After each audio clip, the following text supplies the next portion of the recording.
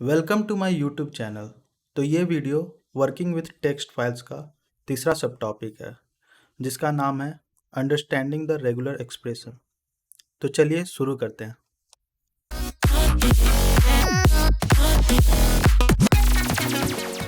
Welcome to my RHCSA training course. तो इस lesson का टॉपिक है understanding regular expressions. Regular expressions are text patterns that are used by tools like grep and others. इसका simply मतलब ये हुआ कि रेगुलर एक्सप्रेशन एक टेक्स्ट पैटर्न है और उसको टूल के साथ यूज कर सकते हैं लाइक grep एंड अदर्स, जो मैं बताऊंगा आगे भी। Don't confuse regular expression with globbing. They may look like file globbing but really are different.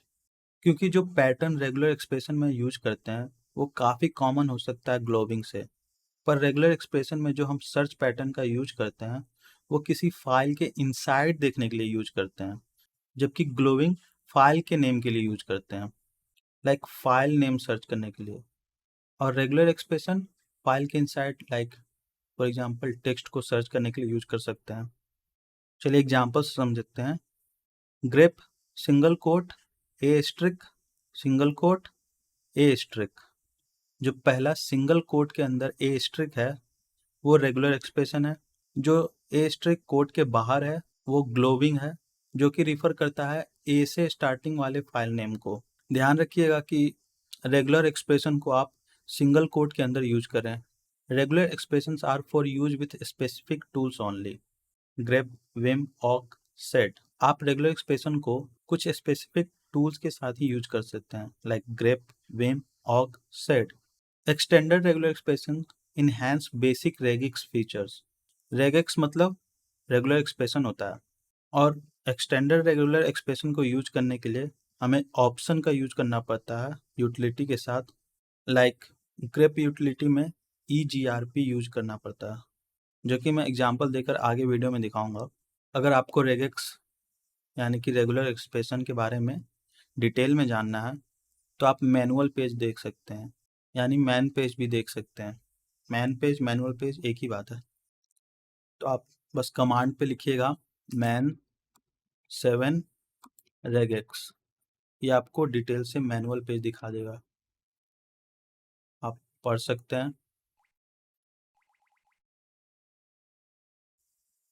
Regular expressions are built around atoms. An atom specifies what text is to be matched. Atoms can be single character, a range of characters, or a dot or a special character. Atoms can also be a class such as alpha, upper digit, enum. Second is the repetition operator, specifying how often a character occurs. The third element is indicating where to find the next character. तो चलिए हम लोग example से समझते हैं। सबसे पहले मैं एक फाइल बनाऊंगा एग्जाम्पल के पर्पज़ के लिए, विम रेगेक्स रेग टेक्स्ट। तो मैं यहाँ पर टेक्स्ट लिख देता हूँ। आई से इंसर्ट मोड में जाएंगे, BT bit byte boot float vote. Escape से कमांड मोड में आएंगे और शिफ्ट जेड से आप सेव करके एग्जिट हो सकते हैं।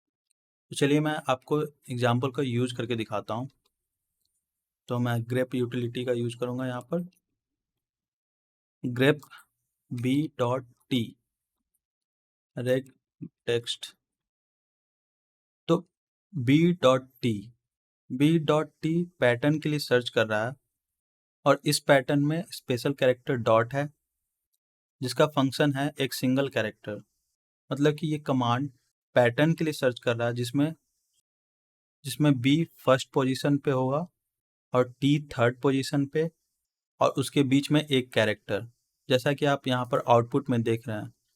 फर्स्ट पोजीशन पे b है, थर्ड पोजीशन पे t है, और यहाँ पर डॉट के कारण एक कैरेक्टर को सर्च कर रहा है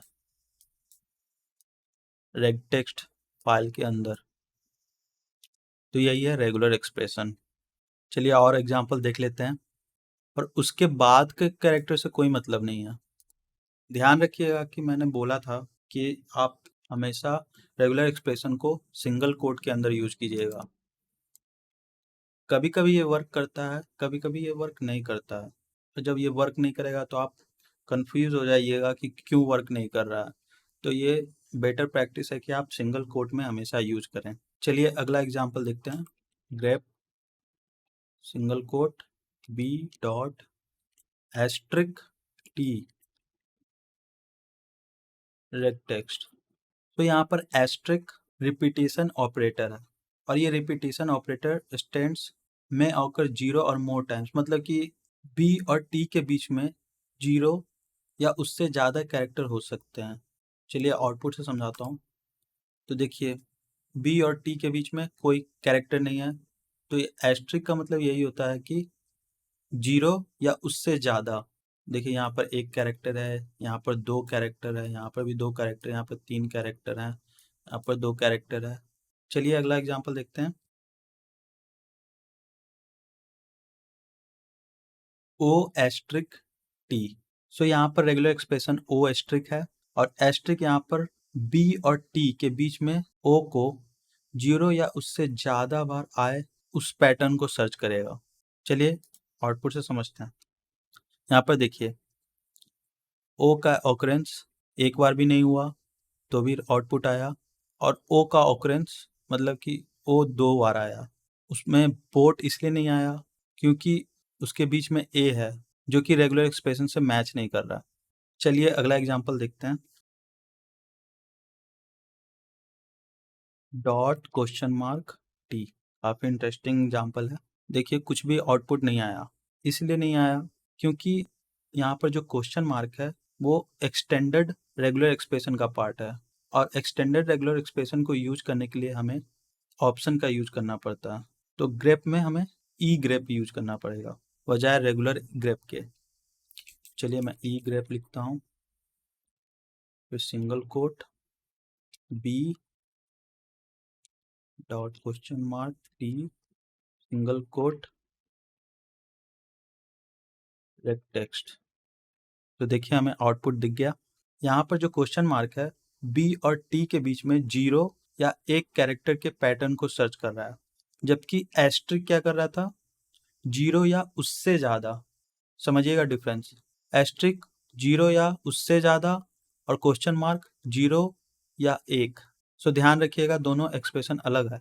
इस लेसन में हमने रेगुलर एक्सप्रेशन का काफ़ी एग्जाम्पल देख लिया। आगे कोर्स में मैं रेगुलर एक्सप्रेशन काफ़ी यूज करूँगा, तो वहाँ हम लोग और भी एग्जाम्पल देखेंगे। तो चलिए मैं आपको कुछ कॉमन रेगुलर एक्सप्रेशन का ओवरव्यू दे देता हूँ। Caret beginning of the line. Caret regular expression यहाँ पर लुक करेगा बिगनिंग ऑफ लाइन को। Similarly dollar end of line के लिए, backslash smaller than sign beginning of word के लिए, backslash greater than sign end of word के लिए, एस्ट्रिक हम लोगों ने एग्जाम्पल में अभी देखा ही जीरो और मोर टाइम्स के लिए, प्लस वन और मोर टाइम्स के लिए, क्वेश्चन मार्क जीरो और वन टाइम के लिए, curly bracket n exactly n times के लिए। मैं यहाँ पर इन सारे रेगुलर एक्सप्रेशन को डेमोन्स्ट्रेट करके नहीं दिखा रहा हूँ। हम लोग आगे कोर्स में काफ़ी सारे एग्जाम्पल देखने वाले हैं। तो इस लेसन में इतना ही। Thank you for watching.